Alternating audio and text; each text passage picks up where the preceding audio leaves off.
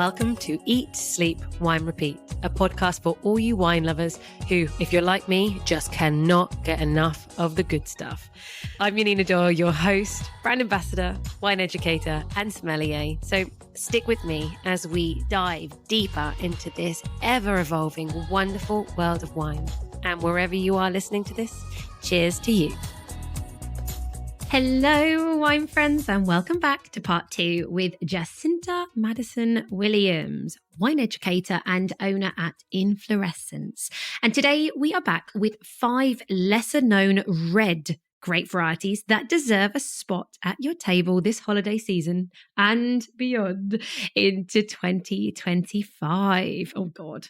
Ooh, get ready to learn about hidden gem Bulgarian grape variety Melnik 55 and Austria's delicious grape variety that I like to call a beefier Pinot Noir. I'm talking about Saint Laurent. Or what about a sweet Mavro Dafni? Right, I'm stopping there though, so there's still a few surprises that you will need to listen to find out. And as we are getting to the end of the year, and it is a time for reflection and that focus on self-growth and new opportunities in 2025, Jacinta shares how an ADHD diagnosis has actually shaped her entrepreneurial journey. And I hope that acts as an inspiration for any of you in the same boat and maybe wanting to start your own business in 2025. But before we go to the chat, I want to give a shout out to the sponsor of this episode, Coravin. With just over a week till Christmas, if you have a wine-loving friend or relative that you need to buy a gift for, Coravin should certainly be on that list.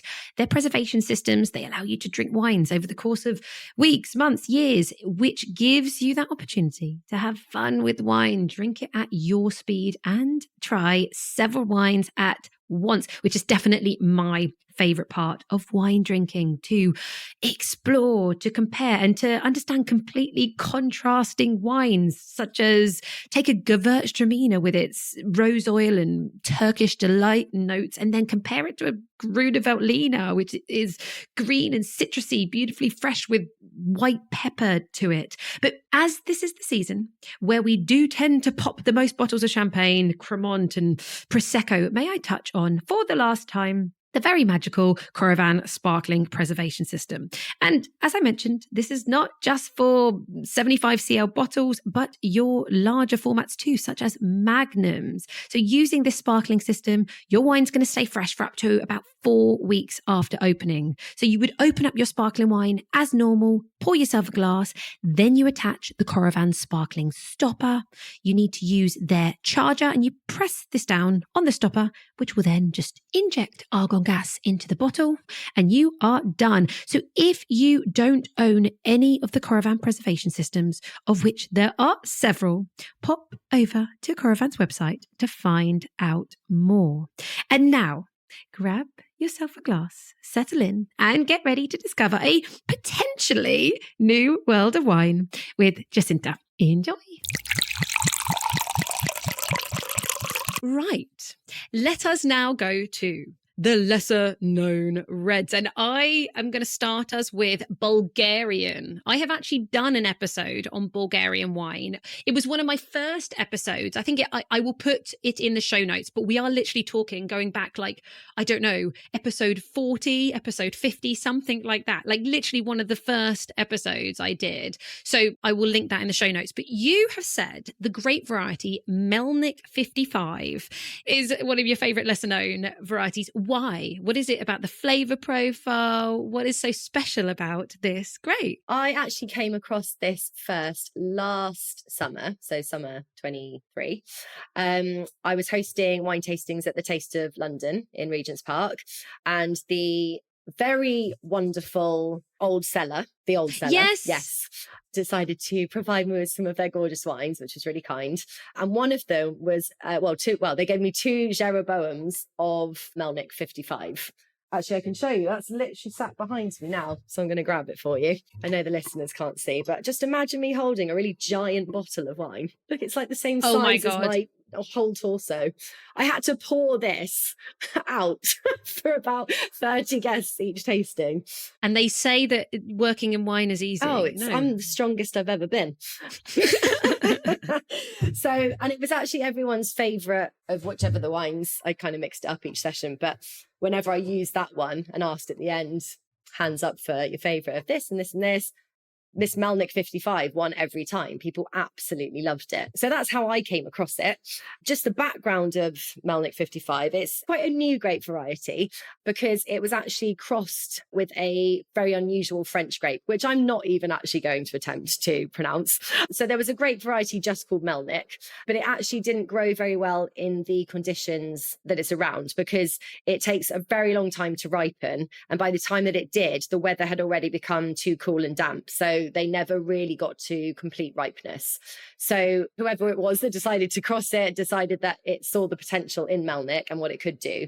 So just how to make it a bit more hardy, I guess, for its surroundings. And the outcome of that was Melnik 55. Yeah. So I think also the other name for it is early Melnik because it ripens earlier. And so I think there are still, because I'm sure I've tasted the Melnik that we're talking about that it kind of came from is called broad-leafed Melnik. And actually the funny thing is, again, we're talking about like in the last episode, the names of the grapes, and it's called broad-leafed because actually the leaf is so broad, it's huge. If you put the berries next to the leaf was huge, but it wasn't ripening, as you just said, quite rightly, until October. And I think they are still, basically, the characteristics are delish. Like it's basically like Pinot Noir-esque with Italian vibes to it, and it's medium bodied, and it's kind of got that slight earthy, maybe not rustic tannins, but good fruit. Like it's just a really nice European style grape.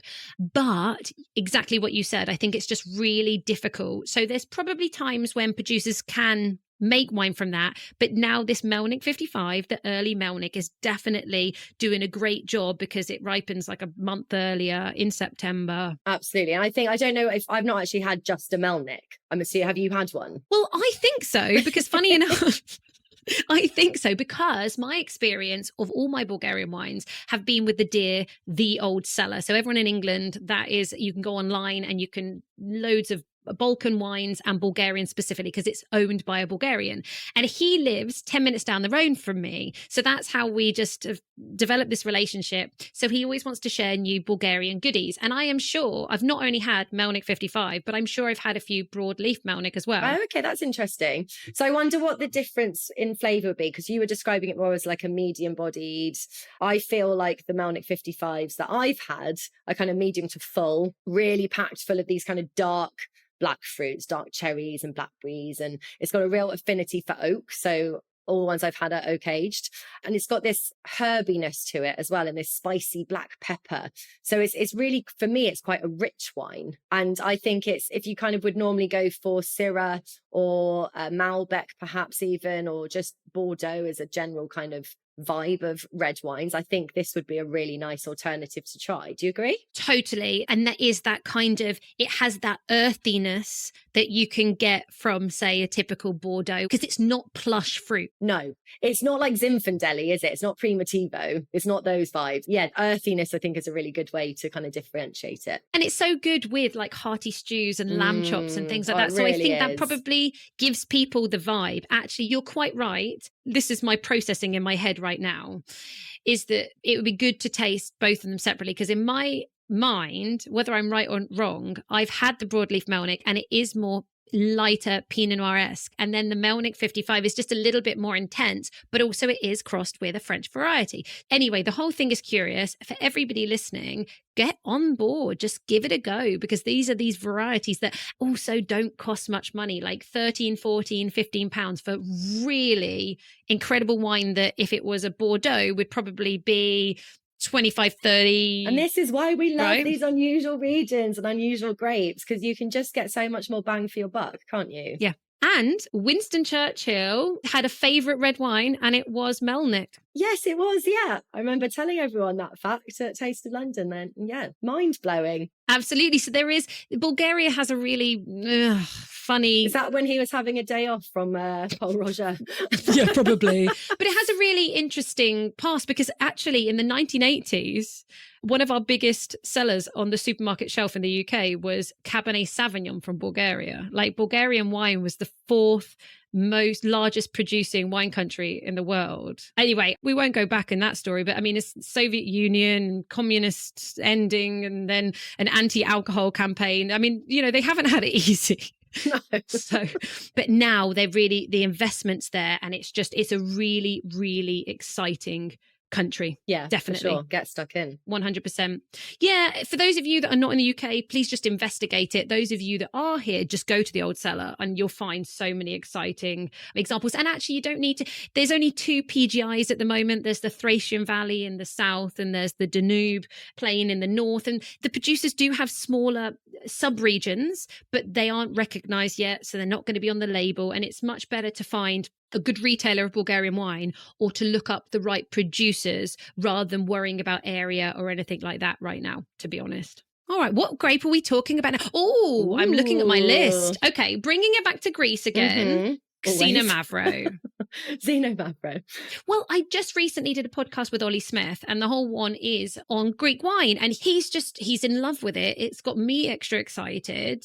And Xinomavro is it Nebbiolo style? Is it Pinot Noir style? It's a fantastic, insane leader of the reds. Well, you got Ayuretico as well. So, I mean, it's definitely one of the flag bearers of brilliant premium Greek wine. But you could also make it into just stunning, easy drinking rosé as well, which is what Ollie Smith was talking about. Yes, I love a Xinomavro rosé. So much more interesting than Provence. Oh, I hope they're not listening. Yeah, no, but it's love Provence wines as well. Controversial. No, I am absolutely a supporter in that, 100%. So, okay, what is it about Xinomavro? Let's talk about it from the red point of view. Ignore the rosé for now. That makes you excited. It's so interesting because you said, and you hear this quite a lot, that it's compared to Nebbiolo. And again, might be a bit controversial here. I don't know if I 100% agree with that. How can you not? How can you have another opinion? What? I get that it's got the same high tannin, same high acidity. I think it's got richer flavors than Nebbiolo. And I just think it feels like a bigger wine generally. A bit plusher. To me. Yeah, it does feel plusher. I think the way I would describe it is, I feel like it's like a hug in a glass. The Xinomavros I've had anyway, it feels like a nice warm hug in a glass. And you're having that glass with a friend you're very comfortable with and you feel nice and cozy with. Okay. Yeah, I'm going with that. Nebbiolo to me is having like a handshake in a glass. With a friend maybe that's from like higher social standing than you. Oh my God, do you know what? I think that is interesting, isn't it? Because also Nebbiolo, interestingly enough for me, it does tend to be a lot more serious. Yeah. And although we say it's big in every area, but at the same time, very light in the glass, but it has this very, in terms of texture, like a lightness to it. It's a bit more, not austere, because Nebbiolo and Barolo and Barbaresco are some of the most incredible wines, but it's almost like as well, you have to wait, you have to give it more time. It's a really serious wine. Yes, it is serious, isn't it? Maybe not even a higher social standing, maybe just like an older friend, just someone you're a bit more sensible around. And do you feel like, you can't be as fun? Yes. Okay, fine. You've got to learn how to behave. Yes. Whereas Xinomavro, it is a little bit more plush, even though it's got the high tannins. The texture is slightly different. You're quite right. But at the same time, it has some earthiness. Yeah, I can definitely see why it's compared to it. I just don't know if it would be my automatic comparison grape. And for me, it's like it has the raspberry, it has the red fruits. I think it's got quite a lot of black fruits It too. also has like dark plums. Yeah, it's got plumminess and things like that as well. So you are quite right. But I guess it's for people who haven't tried it. It gives people an idea that this is still a serious wine with a nice amount of grip. But I always say like Xinomavro and La Moussaka. I said this in the other podcast. So again, sorry, I'm repeating myself. I'm just a parrot. But if you think about La Moussaka, that's not a wine that needs, because the mince is really soft. It's not like a steak that needs like loads of tannin. So that perhaps also it's the herbs and the earthy aromas that I think merge with a La Moussaka, which makes it such a perfect pairing. Yeah, I think you're right with that. You're making me hungry now. And great with tomato dishes and stuff. Yum. This always happens, doesn't it, when you start talking about food and wine? I want a little sample of all of them in front of me as we do it. Bit of grilled lamb with the Xinomavro. Yes. Do you have any any favourites? Is there any? I do, yes. Oh, okay. Yeah. Tell me. Alpha Estate in Macedonia. Okay. Yep. Yep. Alpha. Yeah. I mean, they do a whole range. They do amazing whites, they do rosés, but the Xinomavro is actually how I came across Alpha Estate. And it's owned by two friends. One of them did all of his training in Bordeaux. So he's kind of bringing all of those techniques over. And the other one's worked in vineyards in Macedonia. So knows the land really well his whole life. So it's a really cool pairing for a couple to own this winery. They also have a turtle breeding ground amongst the vines. Yay! Can we please visit? Yes, we can. Let's put this on the list like the rest. Wine and turtles. What more do you need in life? Oh my God, that's cute. I presume as a tourist coming and visiting the winery, that is part of your tour? I would like to hope so. I don't know if you would disturb the turtles. I don't know. But I'd like to think you at least get them pointed out, surely. There's got to be a viewing. Yeah, there's got to be a viewing. A petting zoo. Come now, Jacinta. But also as well, I mean, one of Greece's stars, Thymiopoulos. Yes. Absolute legendary for making Xinomavro, and because it's such a focus, the pricing in England, even in Majestic, you can get the basic for like £10, and then obviously, you know, it can get far more premium and interesting depending on how much you want to pay, really. Yeah. Absolutely. Yeah, it definitely is one of those ones. You can start, it's still really lovely, isn't it, at £10? And then you can just get better and better. Totally. I also really like Yanis, and I don't know again if I'm pronouncing them right, but they're another producer that really, really focuses on Xinomavro. So there's a few for people to try. To have a little look for. Yeah, nice. But if people are thinking, nah, I don't like the idea of something that's more grippy and high acid and and I want something maybe again rounder and softer and lighter, what about Saint Laurent? So we're now in Austria. So you put that on your list. Why did you put that on your list? I have put this on my list because I love Pinot Noir. Let's start with that. That will always be my kind of, if you go into a wine bar and you don't really know what you want to order, but you've got to order quickly. So you've got to make quick decisions. Then Pinot Noir, give me a Pinot Noir and we'll see what's going on. So I think that's kind of how I started getting into Saint Laurent. I think it's very similar to Pinot Noir, but it can have this more kind of velvety and a bit more kind of complexity to it sometimes. Obviously, it depends. There's Pinot Noirs, they kind of go all over the place, don't they? You can get really intense, complex Pinot Noirs. You can get really light, juicy Pinot Noirs. I think it's the same idea really with Saint Laurent, depending which producer you're getting it and where you're getting it from and so on. One of the ones that actually really stood out to me this year was the Canned Wine Company. Oh, do you know what? And I was just drinking. I have quite a collection of Canned Wine Company wines because obviously I did a podcast. I went to the Loire Valley with them to meet some of the winemakers. I was very jealous. So brilliant. So you really enjoyed that Saint Laurent in a can? I really loved it. And I just kept saying to everyone that if you were to pour this into a glass and you had never seen the can, you would just not know that this came from a can. And the wine was phenomenal. That's produced by Weingut Glater, again, if I'm pronouncing that correctly. So again, top producer. It's not bulk production, but yeah, absolutely. I just remember it being, there's mulberries and spice, but lovely kind of like red plums, plush. But again, the tannins are just nice and soft. Yeah, they're quite soft, aren't they? And I think you can get, lighter bodied ones. You can get more medium bodied. But yeah, I just think it's a really pleasant wine to drink.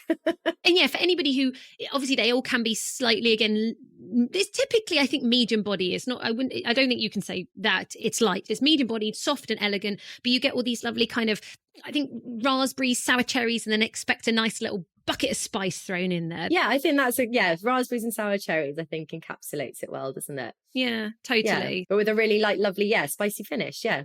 It's a really gorgeous grape trait. And another one that has a really fun background to why it's called Saint Laurent. Yes, go for it. Because it ripens on the 10th of August, which is St. Lawrence's Day. Yay, we do love stories, do we not? Yeah. So and actually, Christmas coming around the corner, I find that this is a really good wine with roasted duck. Yes. Oh, yes. Roast duck. That's a good shout. Yeah, but also as well, if you're doing some goose as well. A bit more gamey, yeah. Yeah, I think that works nicely. And also you say gamey, so also if you want to just throw in mushroom, again, there we go. For our vegetarians, this is for everybody, this podcast. Yeah. And we keep on just going to meat. Not just the carnivores. No, exactly. So like if you had to do like a mushroomy nut roast, this would be able to handle it. Gorgeous. Yeah. Yeah, I think this is a really good Christmas Day wine, actually. Do you have, you've already said, so the canned wine is your favourite. Have you been using any out of a bottle? What a weird question. Have you actually served any Saint Laurent from a bottle? No, I actually only want Saint Laurent from a can. That's so hilarious. But I'm really pleased that you mentioned that. But I think there's some really, really nice. So for anybody who, like, Burgenland is one of the main regions where Saint Laurent grows. And I've written down, because it's hard to always remember, Vineyard Pinot Noir. They, for instance, they're part of the association, the Pinot Noir group. So that's also weird, like Judith Beck. And she's, they're all into biodynamics, indigenous varieties, terroir specific. So again, Judith Beck has the really cool like labels like octopuses on the front. I really like her wines. Yeah. So there's an association, a group together as well that works with these indigenous varieties. So that's worth looking up as well. That needs to go on my list as well. There you go. So people can go and investigate. Right. Sticking with lighter wines, this one, actually my favourite. It's actually your favourite, did you say? Yes. Or not your favourite? No, it is. Oh, it is. Oh, that's exciting. Because I just think it's the most gluggable, delicious, satisfying wine that is no nonsense. That's like, I don't give a shit about absolute finesse. I just want to give you beautiful fruit and allow you to drink wine that's unpretentious. And that is introducing Frappato. Frappato, back to Sicily. We do love Sicily, don't we? And I just think it's also food friendly. And I love a red that you can chill down. Actually, in Saint Laurent, you could chill down a little bit. It depends on the producer. It depends on how serious it is. Yeah, I agree. But Frappato, definitely. Go crazy. Like Sicily's version of Beaujolais. I was going to say, it's really similar to Gamay, isn't it, I think? Oh, it's just a joy, an absolute joy. And it's a funny story. The reason why I say I love it. So there are obviously some really serious producers. Planeta does a really good one. Pinti. There's also Cos. There's loads that do great Frappato. But Santa Teresa, which is not as hugely known globally, I did a campaign at the beginning of the year talking about some of their wines.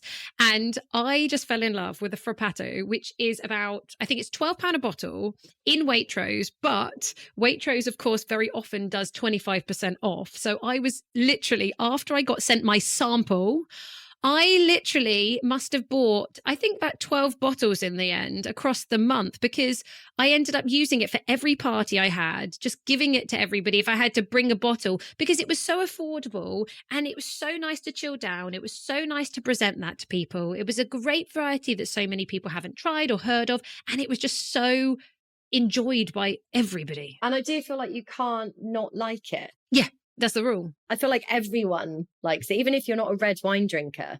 I think this is a really good intro to red wine.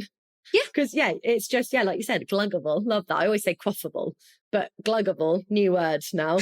Dangerously gluggable. It is very gluggable. And it is dangerously. It's just so, like you said, it's just full of joy, isn't it? Each sip is a happy dance in your mouth. Oh my God, I love your description. Yeah, totally. So whereas when we were talking about Etna earlier on the episode before, that's obviously more kind of in the middle-ish kind of the country, or actually slightly northeast. We're talking down in the south, right? In the south, it's the eastern kind of part, Vittoria. This is the region where Frappato grows. And the only one to be granted DOCG status in Sicily, which is cool. Exactly. Although hopefully that changes. I feel like they were in the process of changing it with Etna when I was there. But it's going to be a slow process. Actually, we'd need to check if they have, but yeah. Yes. So for anybody who wants to know, the only DOCG on the island is Terraswallo di Vittoria. But Frappato's not the main component, because it's Nera d'Avola that has to be 50 to 70% and the rest Frappato. Also a great grape. But there's too many to talk about. But Nero d'Avola is more for me. It's spicier, it's bigger, it's darker, it's a little bit more broody if you compare it to Frappato. I think that's why these work really well as a blend. So you get the best of both worlds then, don't you? But yeah, Frappato on its own is our happy dance, joyful, gluggable. And you know what? If you were doing turkey because again, you've got things like piggies in a blanket and stuff like that. Yeah, I've got a big note in front of me just saying turkey. It's, the same way that people would often use Gamay, Beaujolais with turkey. Frappato can be done exactly the same way. And actually, I think now Beaujolais, to get really good Beaujolais as well, because it's becoming a bit more trendy. I think so Beaujolais is getting, especially with the 10 Crus, it's getting a little bit more expensive. Whereas I think not a huge difference, but I think Frappato is still actually better value. Yeah. Do you know, I'm going to throw a curveball out now. I've just thought, do you know what I'd quite like a Frappato with? If you were having a really fancy Christmas day and you had a bit of lobster going on, how do we feel about a bit of lovely sweet lobster with a glass of Frappato instead of a glass of bubbles or a white? I mean, I can do it. I still feel like I want to go for bubbles. Do you still want the white? We just bubbles overall anything. It's like paper, scissors, stone. No, but as long as you're chilling down the Frappato, and also it depends on what you're doing with the lobster. But I think with the right sauce, actually, I've got a bit of a hankering now. If you were mixing in the lobster and you actually, instead of it just being lemon butter, if it's lemon butter and garlic, then you definitely just need a white for sure. But if you were doing something funky, like you go into restaurants and they might do something with like roasted peppers that are like, where they cook them so much that they're like almost sweaty. Bit paprika and yeah, I reckon that. Precisely. So it kind of goes with that sweet and then a bit of spice, something like that, then I think actually the Frappato could come into its own. That could be quite interesting. Let us know if you try it this Christmas, guys. I mean, obviously, if you don't want to be as adventurous, then you could just go with all the antipasties, all the salami, all of the meat slices, grilled tuna. Bit of Comte, kind of Alpine-style cheeses would be delightful with this as well. Yeah. No, totally. But this is just such a yummy strawberry cherried wine. If you haven't tried Frappato, I'm genuinely a huge, huge fan. Okay. We've got one more, I believe. Yes, we do. We have one more. And I like what you've done. You've thrown in a grape that can be dry, but is most famous for sweet. So we're going to finish with a sticky. What are we doing? We're doing Mavro Dafni for our final one. So back to Greece. Again. Do I like Greek wine? What is this? I think so.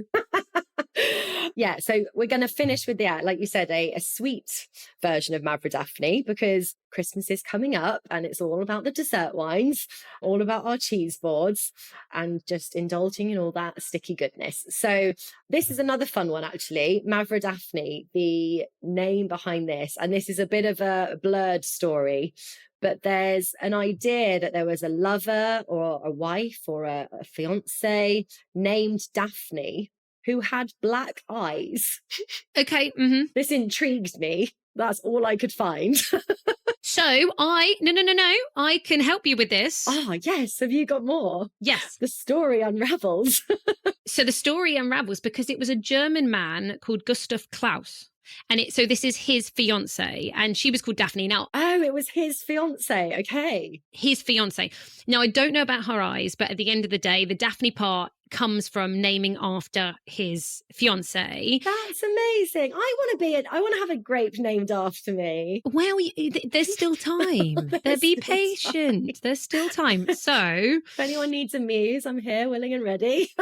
My advice would be to start making friends with people in Germany where they're doing a lot of the specific crossings in the lab. Well, I am German by blood, so... Right, it's looking good. I'll just head back to the homeland. There you go, right. So, Gustav Klaus, he was from Germany, but he came over and he made the world's or Greece's very first Mavro Dafni sweet wine. And so much so, like if somebody wants to like taste something of history and obviously taste a really good sweet dessert wine made from Mavro Dafni, you can look for the winery that's actually named after him. So I assume he started it, and it's the oldest winery in Greece, and it's called Achaia Klaus. So Achaia, maybe Achaia. Okay, yeah, I think that's how I would go. Achaia, yeah. Achaia. I'm going to go with Achaia Klaus, but basically they are the oldest winery in Greece. So the fact that it was created by this guy, this German guy. And there's also a story of actually during the war, the Germans came in and they actually destroyed so many of the wineries. And there was obviously horrible, horrible things that happened. And apparently, and this is again, the story, is it true or is it not true? His winery was spared because of his relationship and because he was German. Oh, that's interesting. So there's interesting things there. But so that's some history. There you go. I'm glad I could actually fill up for the story notes, the history books. But yes, so let's talk. I mean, for you, what is it about flavor wise and what when you drink it, like what is it that you love about this sweet wine? So if you love ruby port, which I do, then this wine is the one you need to try this Christmas or whenever. You know, port is not just for Christmas. Yeah, I think if you love that style of ruby port, this is even more drinkable than that because it's quite a lot lighter in body, I find, and it's slightly lower in alcohol. So it's normally around 15%. It's still a fortified wine made similarly to sherry, actually, with a Solera system, which I was quite interested by. I didn't actually realise that. But it's slightly lighter than port. So it's slightly easier to drink. You can have a little bit more to drink of it than port. What I can recommend is not drinking half a bottle of port in one sitting. That is not fun the next day. Yeah, I can imagine. Yeah. So yeah, I think this is a really nice alternative for just something a bit lighter, a little bit more on even more on the red fruit, if that's possible, and a little bit more floral, but just softer on the tannins, and everything's just slightly slips down a bit more easily, we should say. So, and it's one I've used literally since I started Inflorescence, actually, because people are just so blown away by it and just liking that kind of flavour of port, but just for all the reasons that I've said, it's just slightly more approachable, I guess, it's an approachable port is probably the way I would describe that. Perfect with blue cheese, as port is as well, but you can go slightly lighter. It doesn't have to be this really rich Stilton intense blue if you're not a huge blue flan. Let's hope you're not a blue flan. You definitely, yeah. If you're not a blue flan, don't be a blue flan. So you know what? Actually, a blue cheese flan might be quite nice. We digress. So if you're not a blue cheese fan, but you can still have something lighter, something like Cambozola or Montagnano Affine, then this is actually it's light enough to kind of work with those as well. So I really love that pairing, and I think that's what kind of blows people's minds a little bit on wine and cheese tastings that I do when I give them this. It's just gorgeous. No, I think I might steal that idea. I think I might start using this as well. Yeah, thank you. Yeah, it's really great and so affordable. My go-to one is always, they've got one in Waitrose that's I think about £9 a bottle, which is insane, and it's for a 750 milliliter bottle. Like with a lot of dessert wines you get half measure, don't you, or 50 centilitres.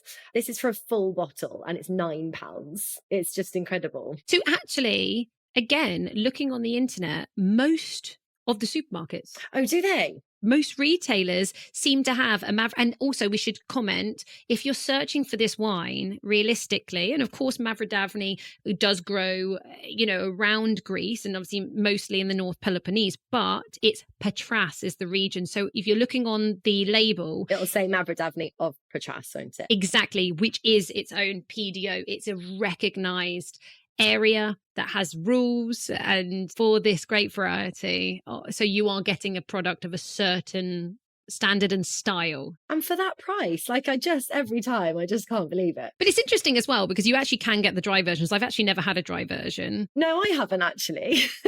No, which again now I'm like, we're going to have to, but apparently it's got this a bit of an Amarone-esque style, like that sweet and sour on the palate, even though it's dry and stuff like that. Because and I think more examples are coming out dry because, as with everything, that people tend to drink a lot more dry wines. But this is an absolute classic, isn't it? It's a really, really interesting, sticky, and Christmas time. Why would you not? It's super affordable.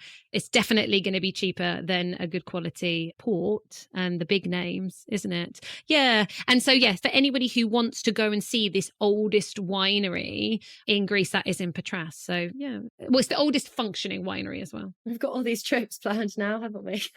Yeah, exactly. Too many things to go and see. Right. Well, as we finish off, I just want, I want people to get to know you just a little bit more because, they've spent a few hours with you if they've listened to part 1 and now part 2. So I just think this is such a funny story you told me about, and we're going to go classic now, just in case somebody was feeling really uncomfortable with the lesser known varieties. Oh, yeah. Tell everyone about maybe serendipity, I don't know, about the night before doing your WSET level 3 exams. Yes. So I actually used to love exams at school. Oh, if there's such a thing as loving exams. Yeah, slightly weird. I'm like have competitions with myself. I'm quite Monica from Friends vibes. This is a competition with myself. I actually hadn't noticed that. Just drinking wine with you, I thought we were safe. Now, good job I know. Yeah. Okay. So it's been a while since I've been at school and had to do an exam. So you kind of do lose the flow of study and exams and all the kind of pressure that comes with that. And I always want to do the very best I can do on an exam, obviously, as everyone does, I'm sure. But I did actually push the exam back definitely once, maybe even twice, because I was just like, I don't think I'm going to get the best mark I can get. And I actually ended up feeling quite stressed about it all. And I suddenly had this moment the night before the exam where I thought, why did I start doing this? It was because I love wine and I wanted to know more about wine. And that's why I'm developing my knowledge on wine and so on. And I was like, let's just get back to enjoying a glass of wine. And I thought I probably shouldn't drink a glass of wine the night before an exam. But I thought that I'm not going to learn any more now. Like, I know what I know, and I've got to do the exam and I'll just do the best I can do. And my friend had actually given me a really lovely bottle of Saint Joseph from the Northern Rhone. And I was saving it for a special occasion. And I was like, well, this is a special occasion as any. So I'm going to have a glass of this. And then when I finish the exam, I can have the rest of the bottle. So I did decide to. And obviously, whenever I open a bottle, I do a bit of research on the producer and so on. So I delved quite a lot into Saint Joseph as a region and so on. So that was that. The next day on the exam, my essay question on Saint Joseph, well, not on Saint Joseph, but on Northern Rhone. And I was like, no way, it was all meant to be. I love that. So that was the wine gods at play. It was. And it was my lesson that when in doubt, drink the wine. There you go. That's a beautiful, beautiful way to sum up studying. Now, you were telling me, and I'm going to finish, we're going to give just a tiny bit, not too much, everybody, a little tiny bit of an interesting focus on. You were diagnosed, was it recently, with ADHD? Yeah, a couple of summers ago. And you were saying actually though, and I think this is great to be able to use this platform for anyone listening. You've got this incredible business. You're 5 years in, you're steaming ahead. And actually, a lot of the time for many, and there's so many different types of ADHD, and everyone in my family is pretty confident that I'm just undiagnosed. But moving on, I have my technique, so we're all good. But it's really interesting once you can actually understand yourself and you have a plan in place, it can really, really help you. And I think a lot of people now, it's a word that is actually used a lot. There's a lot more understanding. But you said you found it's like a superpower. And I just thought, considering you're running a business in the world of wine, and people listening sometimes are asking me, I do like hearing how your guests got into wine, because maybe I'd like to get into wine, and how do you do it, and all this kind of stuff. How have you turned that into your superpower, and how do you think that has affected you positively for running this wine business? Yeah, so I think like you said, it's this superpower. And I think the way of looking at it like that, because you can kind of look at it negatively, like, oh, there's something wrong with my brain. And you do really struggle doing things how a neurotypical person would approach things. I've never approached anything in a neurotypical way, but I didn't know that I wasn't approaching it like that. I would just get frustrated with myself, but somehow it worked out. And my mum always said it to me. She was like, some of the choices you've made in life and things you just throw yourself into, the restaurant being one of them. She said, you make such snap decisions and your instinct is so strong. And she's like, I've never understood how it ends up working out for you, and every time you do it, it works out. And I didn't understand either, but was very grateful obviously that it did. But I was always very sure whenever I've made a decision about something, and it was quite a snap decision, and I don't always do full research into things like I should, definitely not, but somehow they do end up working out. And I think it is that kind of thinking, you think outside the box, you think in a slightly different way. There's quite a few entrepreneurs that do have ADHD, Richard Branson, Bill Gates, Walt Disney. So it's, I'm in the company of wonderful people. I'm obviously nothing like these people. I don't have multi-billion company behind me. You're lacking the money, aren't you? That's a shame. Yeah, sad. One day. So what I found when someone actually labeled the way that I approach things, and I was covered in goosebumps, and I was like, finally, I know why I do the things I do and can combat the negative side of it, because there is lots of negative sides of it. I'd run myself so stressed because especially at the first few years, literally before I was found out that that's what it was, you run on adrenaline and you run on cortisol, and obviously cortisol is terrible for you, but you run everything to the last minute, and then you only do things when you absolutely have to, and then it's kind of you're running on that cortisol to get you to do it. And my partner would always say to me, or my husband now would always say to me, you can't carry this business on like this. You're literally going to burn out so fast. And he'd see me running around like a headless chicken, and I'm here, I'm there, I'm doing everything. And now that I've learned that that's what it is, I replace that cortisol with dopamine. That's the stuff that makes you feel good and empowered. And there's various techniques I've had to really practice, and because I've been doing this cortisol thing for my whole life. So I really had to find a way to stop me doing that. And the last couple of years since I have been doing it, I just do everything in such a more organized manner, and I'm kinder to myself, essentially. I'm not running against the clock. I actually turn up early to things now. Time blindness is one of the outcomes of ADHD. You just think things are going to be much quicker than they are. So you're late to absolutely everything. And now I'm on time because I go, I started timing how long it took me to do things. And so I actually understood, okay, when I think I can get ready in half an hour, it's not. So there's lots of little hacks, and it has taken me a long time, but I feel in such a better place. And now I can focus on the fact that I think outside the box, and I have this really good instinct and all of the good stuff of ADHD. And it really has changed my life, and I love it now. Yeah, because you know how to. It's like with anything, you can use a knife and you can use it badly and hurt someone or yourself, as I tend to with all my fingers, or you can learn to use it properly and you can cut up things beautifully fine and produce food that looks delicious. Yeah. And I think the thing this year that really kind of cemented it for me was having that 5-year milestone with Inflorescence. One of the things that I never understood, and this was always the thing that frustrated me the most, is why do I feel the need to change careers and jobs every sort of 3 to 4 years? And that is also such a clear sign, because you've got so many interests and so many things that you want to do it all and you get bored quite quickly. And so when I got to 5 years of Inflorescence, I was like, wow, this is so cool that I actually now can either, I'm doing new things all the time. As you know, the wine industry, there's just so many different things going on, isn't there? So the actual job itself is very varied.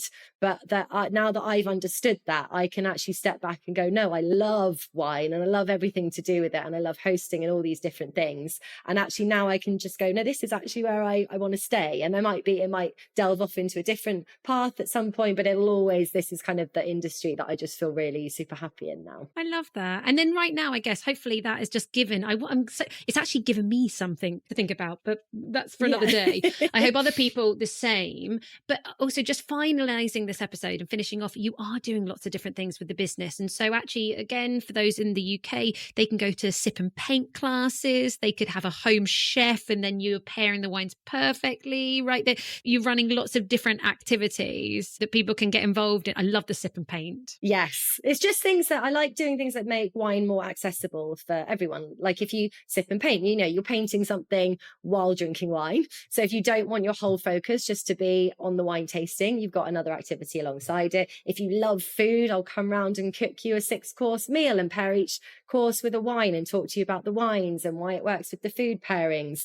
You can do DIY tasting, so you can do it yourself at home. You don't even need me there. You've created the kits. You've got guide videos. Yes. So you get sent a selection of wines completely tailored to your taste, or if you just want to go completely rogue and let me send you whatever I decide to send you, then you can learn about all of those. Plus you get the guide videos of me explaining actually how to do wine tasting in a really fun way. So it's a really lovely night in with friends and family and so on, or even just yourself, to be honest, because it's fun, but it's quite educational as well. well. So yeah, just lots of different avenues, which are all really fun to explore, really. Love that. Thank you so much for sharing. And you are incredibly fun. I always smile. I think I've been smiling this whole way through, which... Oh, I know. I was literally just thinking my face actually hurts now. It hurts. Thanks for that. Always, in a great way, that nice ache where you're like, I've been smiling for a good hour or so now. I like it. Absolutely. And okay, so to conclude, right.